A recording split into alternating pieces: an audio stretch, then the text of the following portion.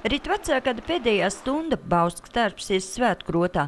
Maz pamazām Rāts laukumā pulcējas ļaudis, lai kopā sagaidītu jauno gadu.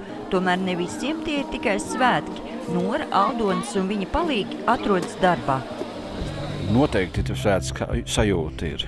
Tāpēc, ka mums ir jāveltī savs darbs, lai daudziem tūkstošiem būtu prieks šovakar. Vai bieži nāks jauno gadu sagaidīt darbā?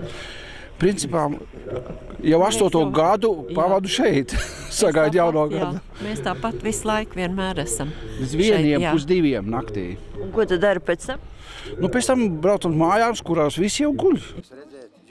Es šovakar izlasīju tādu labu teicienu. Ja jaunā gada naktī strādā, tas nozīmē, ka vismaz 1 gadu vēl būs darbs. Vai jūs tam varat piekrist? Jā, noteikti. Un par to ļoti liela laime, ka mums ir darbs.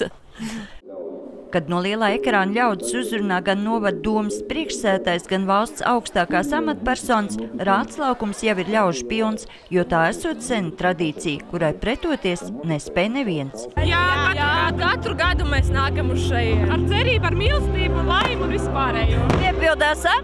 Jā, piepildās viennozīmīgi. Ticēt tam visam. Atradām viens otru.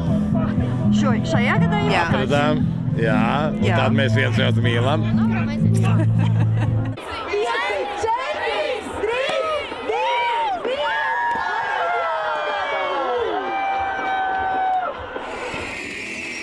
Lai gan uzrunātie baušknieki aizvadīto gadu vērtē dažādi, kad virs Rāts laukuma gaisā uzšaujas krāšņie ugunspuču ziedi, ko ļaudis steidz iemūžināt, un visapkārt skan tosti, aizvadītā gada problēmas jau aizmirsušās, un visas cerības tiek liktas uz atnākošo. Lai mums ir sirsniņās prieks un acīs prieks un paši varam smaidīt un citiem smaidīt.